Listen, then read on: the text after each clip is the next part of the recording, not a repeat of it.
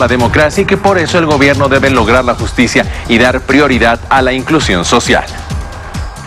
En octubre de 2019 instalaron una narrativa para generar la indignación de los sectores sociales urbanos. Hablaron de un fraude electoral monumental con el acompañamiento de la Organización de Estados Americanos, que nunca pudieron probar.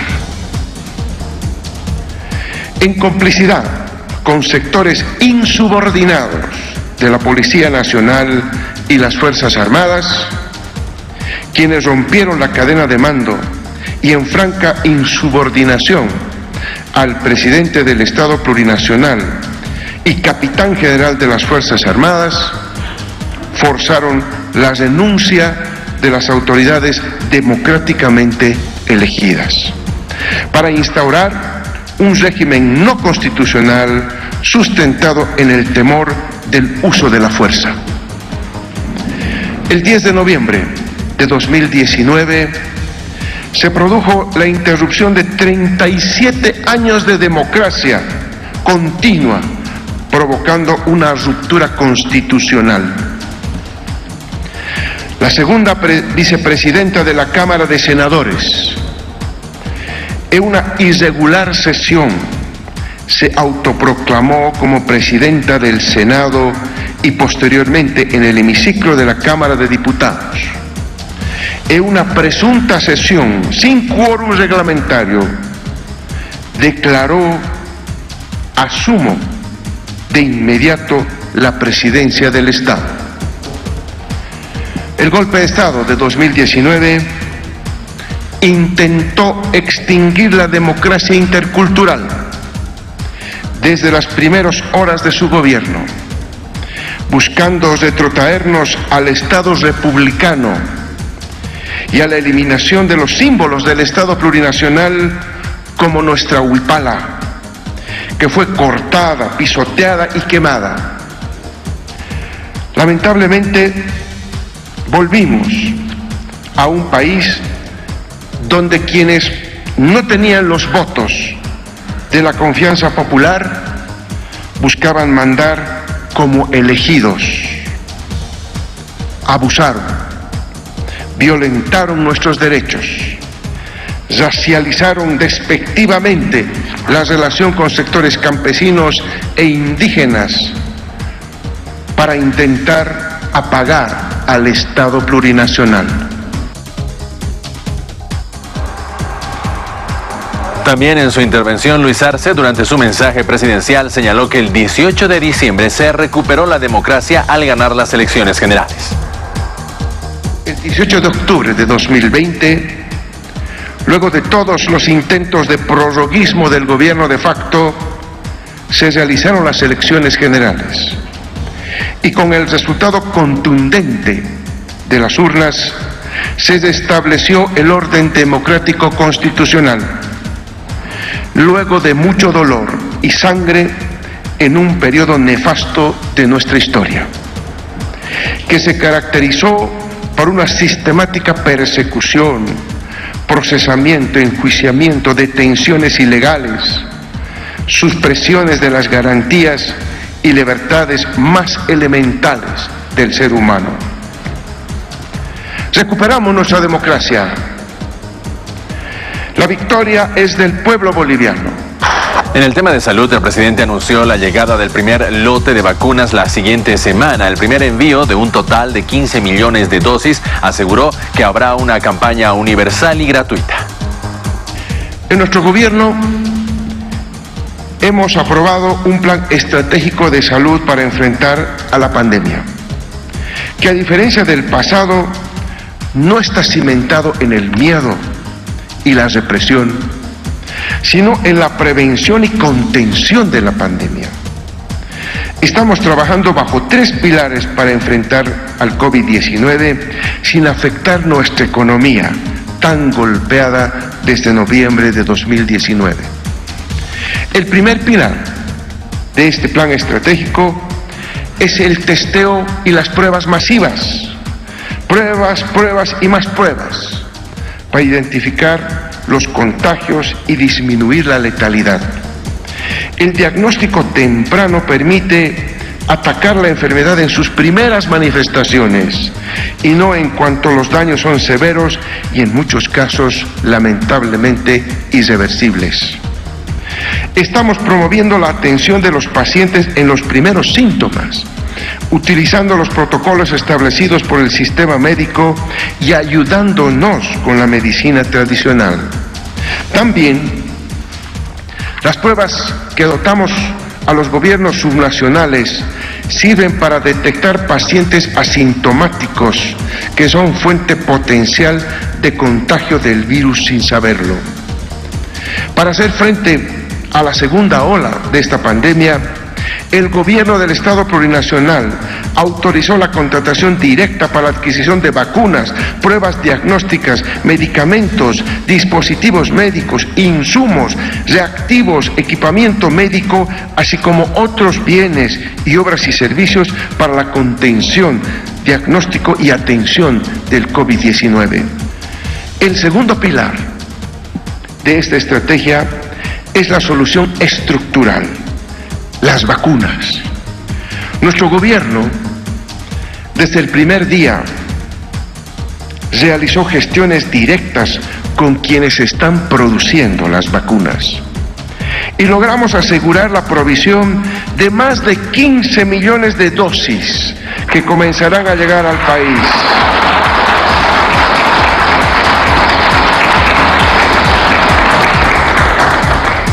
Dosis de vacunas que comenzarán a llegar al país la próxima semana para la tranquilidad de la población.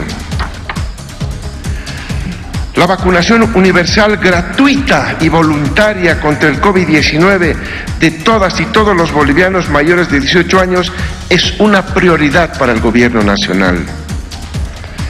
Hemos logrado, a través de las gestiones de nuestro gobierno, la firma de 2 importantes contratos con los laboratorios Gamaleya de Rusia y del Instituto Serum de la India para poder acceder a vacunas Sputnik V, garantizando 5.2 millones de dosis, y AstraZeneca Oxford con 5 millones de dosis. Además de haber logrado acceder a vacunas a través del mecanismo COVAX, vacunas gratuitas para el 20% de la población, lo que significa 5.1 millones de dosis. El tercer pilar del plan estratégico es la coordinación con todos los niveles subnacionales de gobierno. El trabajo debe ser conjunto, coordinado y asumiendo las competencias que tienen cada nivel, todas y todos contra un enemigo común, el coronavirus. El presidente Luis Arce también habló sobre economía como un tercer mandato del pueblo boliviano al gobierno. Explicó los indicadores que recibió del anterior gobierno y las medidas económicas hasta la fecha por su gobierno dadas, como el bono contra el hambre, el periodo de gracia para los prestatarios y el impuesto a las grandes fortunas. Cayeron las exportaciones y las importaciones en 27 y 30% respectivamente. La inversión pública ejecutada se contrajo en 66%. De 3.272 millones de 2019, cayeron a solo 1.107 millones en 2020. La tasa de desempleo abierto urbano se duplicó de 4.8 a casi 9%. Y la deuda interna del Tesoro General de la Nación pasó de 5.950 millones de dólares en octubre de 2019 a 9.457 millones de dólares en similar periodo, en 2020.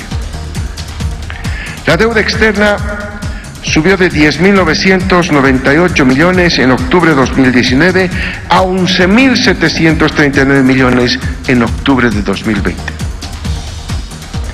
El déficit fiscal subió de 5,2 millones del Producto Interno Bruto en octubre de 2019 a 12% del Producto Interno Bruto en 2020. Las reservas internacionales del Banco Central descendieron de 6.830 millones de dólares en octubre de 2019 a 5.578 millones en similar periodo del año pasado. El pago del bono contra el hambre fue una de las primeras medidas que adoptamos.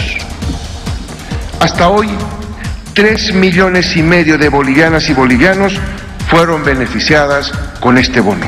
Se logró que los prestatarios puedan pagar cada uno de sus cuotas diferidas en los meses que sucedan a la última cuota de su plan de pagos, prohibiendo pagos adicionales de intereses. Asimismo, con el fin de apoyar la recuperación del aparato productivo, la generación de empleos, la reactivación del mercado interno y en el marco de la política de sustitución de importaciones del Gobierno Nacional, se constituyeron 2 fideicomisos para la reactivación y desarrollo de la industria nacional por un monto de más de 911 millones de bolivianos. Pusimos en marcha el impuesto a las grandes fortunas, que se aplica a quienes poseen un patrimonio superior a los 30 millones de bolivianos, es decir, a la población más acaudalada de nuestro país. Aproximadamente unas 152 personas en el país pagarán este tributo. La inexplicable paralización de la inversión pública, así como de nuestras empresas y proyectos estratégicos, generó millonarias pérdidas para nuestro Estado, como es el caso de la planta de Uria. Hemos encontrado a nuestra principal empresa Yacimientos Petrolíferos Fiscales Bolivianos en una situación francamente caótica, con serios problemas en el suministro de líquidos y en la producción de crudo y condensados. Hemos reactivado la inversión pública, hemos dinamizado la demanda interna, fortaleciendo nuestra política social de redistribución de los ingresos para volver a reducir la pobreza y el hambre, así como las desigualdades económicas y sociales. Y también en la oportunidad, el vicepresidente del Estado, David Choquehuanca, se refirió a la crisis sanitaria que atraviesa el país y el mundo entero y habló de la deshumanización de la sociedad. Es una manifestación de la lucha, la resistencia, los sueños y el trabajo de los pueblos indígenas originarios y de todos los que habitamos nuestra Bolivia. Frente a las condiciones que hoy atraviesa la humanidad de desorden global, un tiempo en que los pueblos indígenas volvemos para levantar nuestro propio vuelo, vivimos tiempos convulsionados, con atentados a la vida, a la salud, a la seguridad y a nuestras soberanías. La estrategia sanitaria anti-COVID practicada en nuestro país durante la primera fase de la crisis pandémica fue diseñada no solo por el gobierno de facto, sino por asesores externos, que la elección entre las libertades y la seguridad sanitaria ha terminado por enterrar ambas. Muchos hemos perdido nuestros seres queridos. El comportamiento mutante del virus en la segunda fase exige fusión de esfuerzos entre la medicina académica y la medicina natural o medicina tradicional. La naturaleza mutante del virus exige de una estrategia comunicacional con la real capacidad de desmontar el miedo individual y colectivo. Necesitamos entonces que la razón y la comprensión sean fuertes. Una campaña interdisciplinaria coadyuvará para que la razón sea más fuerte que el temor y la angustia. Trabajamos en la reconstrucción de un Estado cada vez más participativo, cada vez más democrático, cada vez más incluyente, un Estado para todas, todos, Jayaya, el Estado plurinacional de Bolivia. Jamapan.